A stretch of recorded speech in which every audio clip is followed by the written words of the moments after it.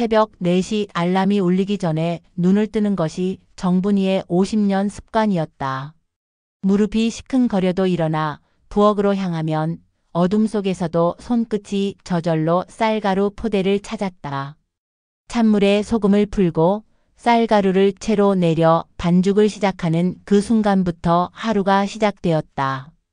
시장 골목 모퉁이 작은 떡집. 간판도 낡고 테이블도 오래되었지만 이곳이야말로 분위가 세상과 맞서는 전장이었다. 쫄깃한 가래떡 한 줄 한 줄이 아들의 대학 등록금이 되었고 고소한 인절미 한 접시 한 접시가 집 한 채의 벽돌이 되었다. 칼집이 난 손가락, 뜨거운 김에 데인 팔뚝의 흉터들은 그녀가 가족을 위해 흘린 땀의 증표였다. 엄마, 이제 그만 쉬셔도 돼요. 아들 강훈이 사업을 시작하며 건넨 말이었다. 분이는 기뻤다. 드디어 자신이 키운 나무가 열매를 맺는구나 싶어서. 창업 자금이 부족하다는 아들에게 평생 모은 돈을 건넸을 때도 이제는 편히 쉴 수 있겠다는 안도감이 더 컸다. 하지만 시간이 흐르면서 집 안의 공기가 달라졌다. 며느리 지연의 시선이 예전 같지 않았다.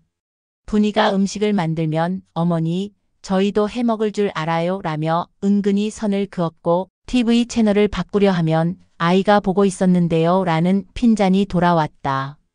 작은 일상들이 하나둘씩 간섭이 되고 배려가 부담이 되어갔다. 가장 아팠던 건 지난 추석 때였다. 분이가 정성스럽게 준비한 차례상을 보며 지연이 한숨을 쉬었다. 어머니, 요즘은 간편하게 해도 되는데 꼭 이렇게 복잡하게 하시네요. 그 말에 강훈도 거들었다. 엄마 세대와는 달라요. 우리식으로 하면 안 될까요? 그날 밤 분이는 홀로 설거지를 하며 생각했다. 언제부터 자신의 정성이 고집이 되었을까? 언제부터 자신의 존재가 불편함이 되었을까? 그녀가 평생 지켜온 방식들이 이제는 구시대의 유물처럼 취급받고 있었다. 어머니, 솔직히 말씀드릴게요. 어느 날 저녁, 지연이 조심스럽게 꺼낸 말이 분이의 가슴에 비수가 되어 꽂혔다. 저희도 이제 좀 자유롭게 살고 싶어요. 눈치 보지 않고 편하게요. 강훈은 아무 말 없이 고개만 끄덕였다. 자유롭게, 편하게. 그 말들이 분이에게는 당신이 없으면이라는 숨은 뜻으로 들렸다. 자신이 가족의 자유를 막는 걸림돌이라니. 평생을 가족을 위해 살아온 삶이 이제는 짐이 되었다는 것이었다. 그날 밤 분이는 잠들지 못했다. 창밖을 내다보며 생각에 잠겼다. 어쩌면 진짜 문제는 그들이 변한 게 아니라 자신이 변하지 못한 것일지도 몰랐다. 세상은 빠르게 돌아가는데 자신만 그 자리에 서 있었던 건 아닐까. 하지만 동시에 억울함도 밀려왔다. 그들이 편하게 살기 위해 자신이 사라져야 한다면 그동안 자신이 흘린 모든 것들은 무엇이었단 말인가.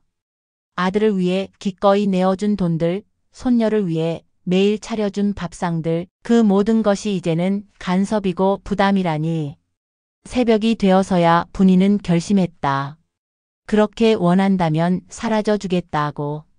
하지만 그냥 사라지는 것이 아니라 자신의 방식으로 정리하고 떠나겠다고. 더 이상 누구에게도 짐이 되지 않는 삶을 찾아가겠다고. 손녀 소영이 학교 가기 전에 우유를 데워주며 분이는 마음속으로 작별 인사를 했다. 이 모든 일상이 곧 끝날 것임을 알면서도 할머니의 마지막 아침을 정성스럽게 준비했다. 결심을 한 뒤에도 분이는 일주일을 더 망설였다. 아침마다 거울을 보며 스스로에게 물었다. 정말로 이 길이 옳은 것일까? 하지만 매일 반복되는 가족들의 차가운 시선과 어색한 침묵이 그녀의 마음을 더욱 단단하게 굳혔다. 월요일 아침 강훈과 지연이 출근한 사이 분이는 조용히 집을 나섰다. 오랜만에 혼자 걷는 거리는 낯설게 느껴졌다. 그동안 얼마나 오랫동안 집이라는 울타리 안에서만 살았는지 새삼 깨달았다. 부동산 중개사무소 문 앞에서 한참을 서성였다. 한 번 들어가면 돌이킬 수 없다는 것을 알고 있었기 때문이다. 하지만 어젯밤 지연이 전화로 친구와 나눈 대화가 떠올랐다. 시어머니가 계시니까 아무래도 불편하잖아. 언제까지 이렇게 살아야 하나 싶어. 중개업소 사장은 분이가 내민 등기부 등본을 보고 놀랐다. 어머님, 이 집이 얼마나 좋은 위치인지 아세요? 지금 시세로는. 하지만 분이는 가격보다 빠른 매각을 원한다고 했다. 사장은 의아해했지만 고객의 뜻을 거스를 이유는 없었다. 한 달 안에 계약 가능한 분을 찾아드릴게요. 집으로 돌아오는 길에 분이는 은행에 들렀다. 서랍 깊숙이 넣어둔 차용증을 꺼내며 마음을 다잡았다. 강훈에게 빌려준 3천만 원. 사업 초기 자금으로 급하게 필요하다며 무릎을 꿇고 부탁했던 아들의 모습이 떠올랐다. 엄마, 나중에 꼭 갚을게요. 이 돈으로 우리 가족 모두 편하게 살 수 있게 할게요.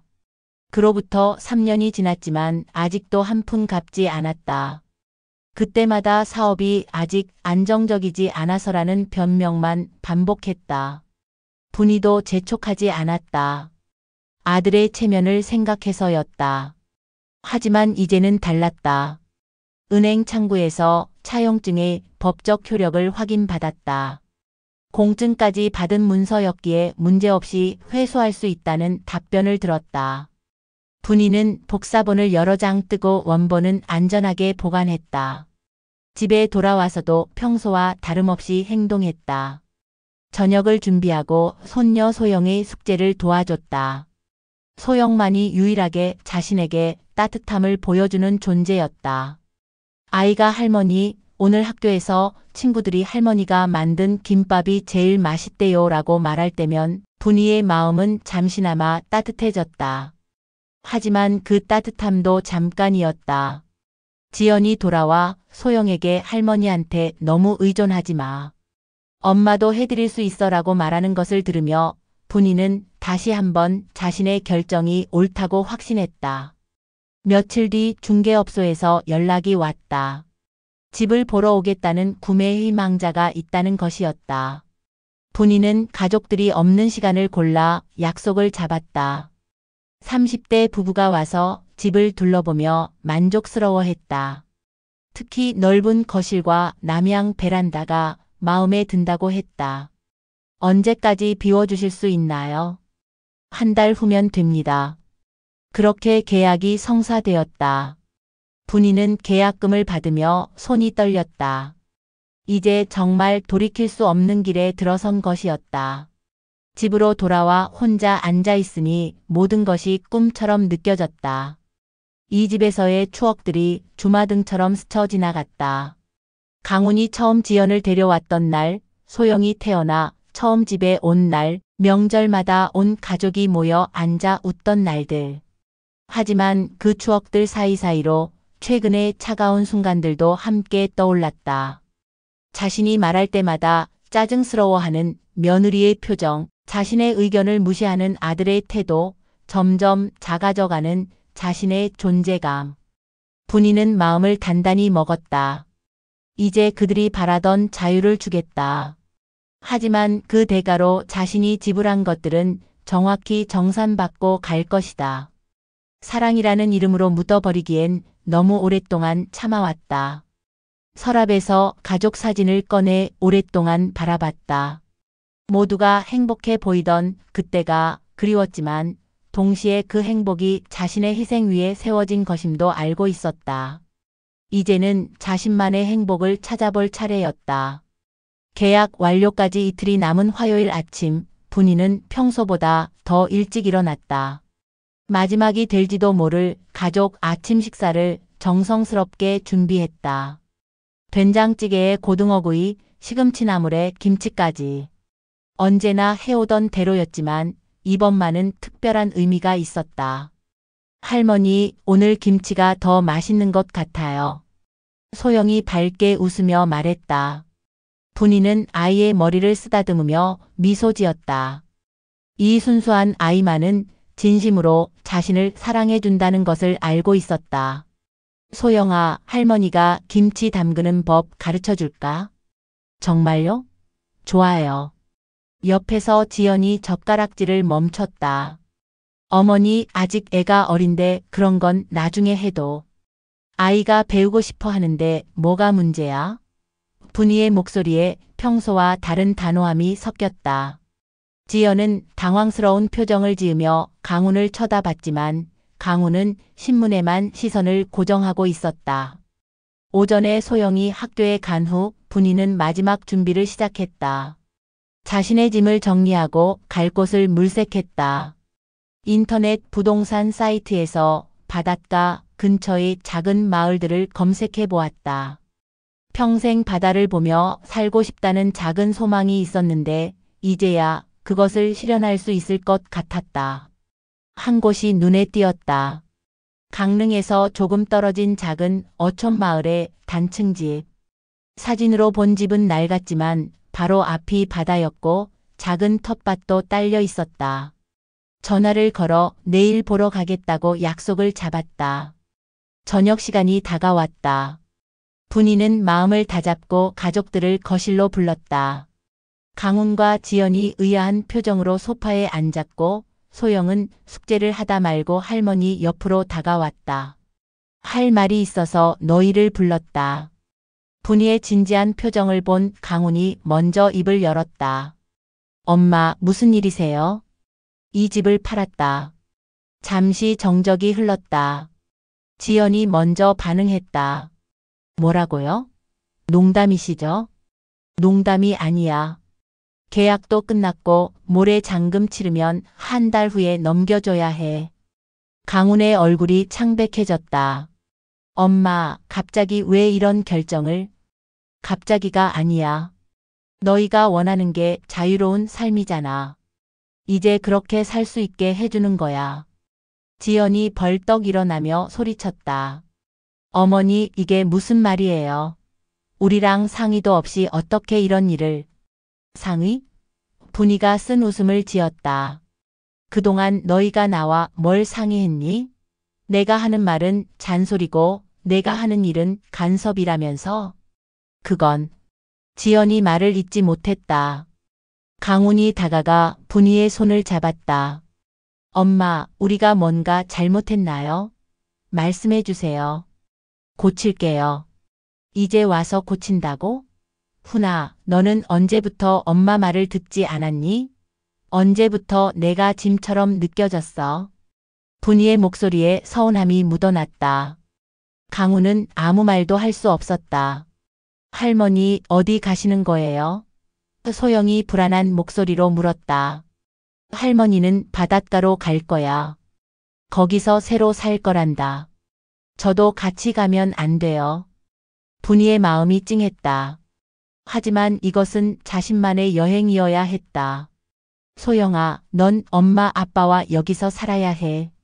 할머니는 가끔 놀러와. 지연이 다시 말했다. 어머니, 정말 이해할 수가 없어요. 우리가 언제 어머니를 짐이라고 했나요? 입으로는 안 했지. 하지만 표정으로 행동으로 매일 말하고 있었어. 분이가 서랍에서 차용증을 꺼냈다. 그리고 이것도 잊으면 안 돼. 훈아, 내가 빌려간 돈 3천만 원. 이제 갚을 때가 됐지 않나? 강훈이 차용증을 보며 당황했다. 엄마, 지금 사업이 어려워서. 어려우면 집 팔아서라도 갚아라. 나도 이제 내 돈이 필요해. 엄마 돈은 우리 돈 아니에요. 지연이 감정적으로 말했다. 분이가 날카롭게 쳐다봤다. 내 돈이 너희 돈? 그럼 이 집도 너희 집이니까 마음대로 팔아도 된다는 거네? 순간 지연이 할 말을 잃었다. 분이는 차분히 말을 이었다. 나는 더 이상 너희에게 의존하며 살고 싶지 않아. 그리고 너희도 나에게 얽매이며 살지 마. 각자 자기 삶을 살자. 소영이 할머니에게 매달렸다. 할머니, 가지 마세요. 제가 잘할게요. 분이가 소영을 꼭 안았다. 우리 소영이는 잘못이 없어. 할머니가 새로운 곳에서 행복하게 살 테니까 걱정하지 마. 그날 밤 집안은 무거운 침묵에 쌓였다. 각자의 방에서 각자의 생각에 잠긴 채로 가족이라는 이름으로 함께했던 시간들을 되돌아보고 있었다. 새벽 5시 분이는 마지막으로 이 집에서 눈을 떴다. 창문으로 스며드는 희미한 빛이 낯설지 않았지만 오늘만은 작별의 의미로 다가왔다. 조용히 짐을 챙기며 지난밤의 일들을 되짚어 보았다. 강훈과 지연은 결국 아무 말도 하지 않았고 소영만이 할머니 방문 앞에서 한참을 서성이다 갔다. 택시를 부르기 전에 분이는 마지막으로 집안을 둘러보았다. 거실 한쪽 구석에 작은 화분, 부엌 찬장 위에 낡은 항아리, 소영이 그린 그림이 붙어있는 냉장고. 모든 것이 추억으로 남을 것들이었다. 어머니 정말 가시는 거예요? 부엌에서 지연이 나와 물었다. 밤새 울었는지 눈이 빨갛게 부어 있었다. 그래, 가야지.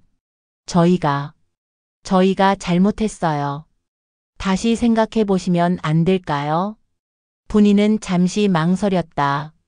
며느리의 진심 어린 사과가 마음을 흔들었다. 하지만 이미 내린 결정을 번복할 수는 없었다. 지연아, 이건 잘못했고 안 했고의 문제가 아니야. 우리 모두가 각자의 길을 찾을 때가 된 거야. 기차역까지 가는 택시 안에서 분이는 창밖을 내다보았다. 익숙한 거리들이 점점 멀어져 갔다. 시장 골목도, 자주 다니던 병원도, 소영과 함께 산책했던 공원도. 모든 것이 과거가 되어갔다. 강릉행 기차 안에서 분이는 처음으로 홀로 여행하는 자신을 발견했다. 설레기보다는 막막했다. 정말로 혼자 살 수 있을까? 하지만 동시에 이상한 해방감도 느꼈다. 누군가의 눈치를 보지 않아도 되고 누군가의 일정에 맞춰 살지 않아도 되는 자유로움이었다. 기차가 바닷가에 가까워질수록 공기가 달라졌다. 짠내가 나고 바람에 습기가 섞여 있었다. 창밖으로 보이는 푸른 바다가 분이의 마음을 조금씩 진정시켰다. 마을에 도착한 것은 오후 2시쯤이었다. 부동산에서 나온 아저씨가 차로 집까지 데려다 주었다. 어르신, 여기는 정말 조용한 곳이에요. 젊은 사람들은 다 도시로 나가서 노인분들만 사시거든요. 집 앞에 서자 바닷바람이 얼굴을 스쳤다. 사진으로 봤을 때보다 집은 더 낡아 보였지만 바로 앞에 펼쳐진 바다가 모든 것을 상쇄시켰다. 파도 소리가 귀에 들려왔고 갈매기들이 자유롭게 날아다니고 있었다. 마음에 드시면 계약하시고 아니면 다른 집도 보실 수 있어요. 여기로 할게요. 분이는 망설이지 않았다. 이곳이 자신이 새로 시작할 곳이라는 직감이 들었다. 계약을 마치고 열쇠를 받은 분이는 혼자 집 안을 둘러보았다. 방 2개의 부엌, 작은 거실. 서울 아파트의 절반도 안 되는 크기였지만 이상하게 넓어 보였다. 아마도 이 모든 공간이 온전히 자신만의 것이기 때문일 것이다. 부엌 창문을 열자 바다가 한눈에 들어왔다. 수평선까지 이어지는 푸른 물결이 끝없이 펼쳐져 있었다. 분이는 창가에 서서 한참을 바라보았다. 언제부터인가 잊고 살았던 마음의 평온함이 조금씩 돌아오는 것 같았다. 저녁 무렵 마을 이장님이 인사차 찾아왔다. 서울서 오셨다고 들었는데 여기 적응하시기 어렵지 않을까요? 괜찮을 것 같습니다. 조용해서 좋네요. 우리 마을 사람들 다 좋은 분들이에요. 어려운 일 있으면 언제든 말씀하시고요. 이장님이 돌아간 후 분이는 처음으로 자신만의 저녁을 준비했다. 간단한 찌개와 김치만으로도 충분했다. 누군가의 입맛을 맞출 필요도 상을 크게 차릴 필요도 없었다. 자신이 먹고 싶은 것만 만들면 되는 자유로움이 새로웠다. 밤이 되자 파도 소리가 더욱 선명해졌다. 서울에서는 자동차 소리와 아파트 층간소음에 시달렸는데 이곳은 자연의 소리만이 있었다. 처음엔 낯설어서 잠이 오지 않을 것 같았지만 오히려 파도의 리듬이 자장가처럼 들렸다. 침대에 누워 천장을 바라보며 분이는 생각했다. 72년을 살면서 처음으로 완전히 자기만의 시간과 공간을 갖게 되었다. 무서우면서도 신기했다. 내일은 어떤 하루가 될까? 누군가의 어머니, 누군가의 며느리가 아닌 그냥 정분이로서의 하루가. 멀리서 들려오는 파도 소리를 들으며 분이는 처음으로 편안한 잠에 빠져들었다. 꿈속에서 그녀는 바닷가를 걸으며 자유롭게 웃고 있었다. 그 웃음은 오랫동안 잃어버렸던 진짜 자신의 웃음이었다. 바닷가 생활이 시작된 지 2달이 흘렀다.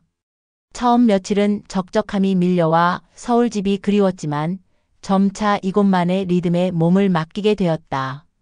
새벽에 일어나 바닷바람을 맞으며 산책하고 오후에는 작은 텃밭을 가꾸며 보내는 일상이 생겼다. 분희 씨, 오늘도 일찍 나오셨네요. 매일 아침 산책길에서 만나는 옆집 할머니 김순자가 반갑게 인사했다. 여기서는 누구도 그녀를 누구누구 어머니라고 부르지 않았다. 그냥 정분이었다. 이 단순한 사실이 그녀에게는 큰 의미였다. 네, 순자 씨. 오늘 바다가 참 예쁘네요. 맞아요. 저도 여기 살면서 매일 봐도 안 질려요. 순자는 남편을 일찍 여의고 혼자 사는 동갑내기였다.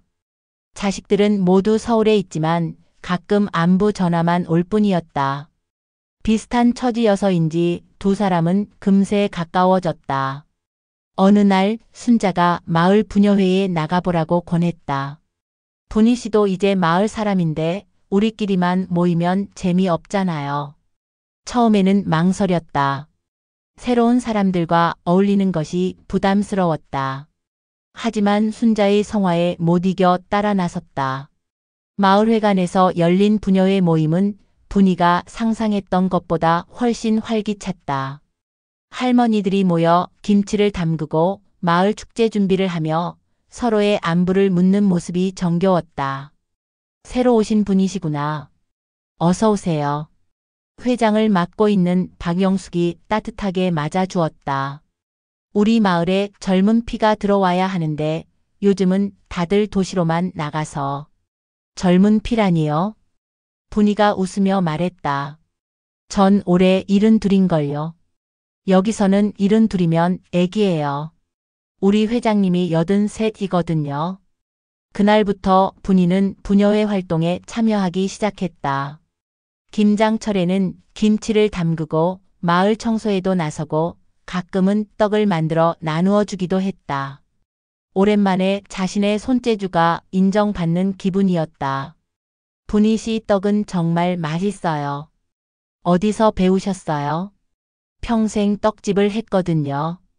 그럼 우리 마을 축제 때 떡 부스 맡아주실 수 있어요? 그렇게 분희는 마을의 소중한 일원이 되어갔다.